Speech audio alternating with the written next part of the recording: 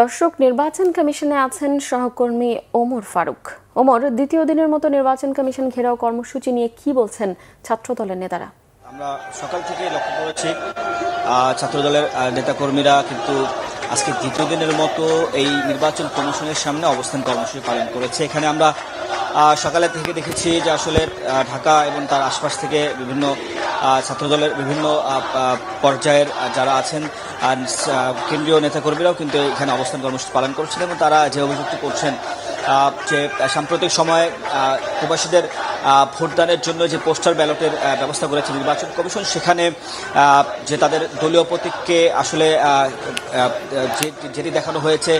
সেটিকে এখানে আসলে একটি দলের প্রতীককে কিন্তু প্রাধান্য দিচ্ছে বলে তারা অভিযোগ করছেন এবং একই সাথে বলছেন যে আসলে নির্বাচন কমিশন একটি বিশেষ দলের পক্ষে কাজ করছে বলেও তারা কিন্তু অভিযোগ করছেন এবং তারা যেটি বলছেন যে আসলে তাদের যে তিনটি দাবিতে তারা এখানে আজকে অবস্থান কর্মসূচি পালন করছেন। তারা বলছেন যে পোস্টাল ব্যালটের যেই অসঙ্গতির যে বিষয়টি রয়েছে সেটি যাতে পরিবর্তন করা হয়, একই সাথে সাম্প্রতিক সময়ে যে নির্বাচন কমিশন এক প্রজ্ঞাপনের মাধ্যমে বিভিন্ন বিশ্ববিদ্যালয় ছাত্র সংসদ নির্বাচনের যে বিষয়ে নিষেধাজ্ঞা দিয়েছে, অর্থাৎ জাতীয় নির্বাচনের আগে সেই কোনো ধরনের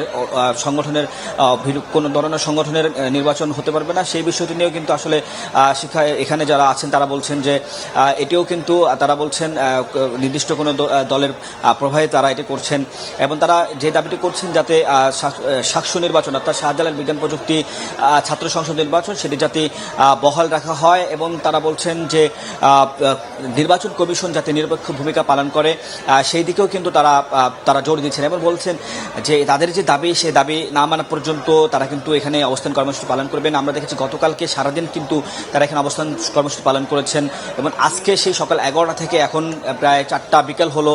এখনও কিন্তু তারা অবস্থান কর্মসূচি পালন করছেন এবং তারা বলছেন যে যাতে তাদের দাবি না আদায় হওয়া পর্যন্ত তারা কিন্তু এখানে অবস্থান কর্মসূচি চালিয়ে যাবেন। এই ছিল আমার কাছে সবশেষ। ওমর, আপনাকে ধন্যবাদ।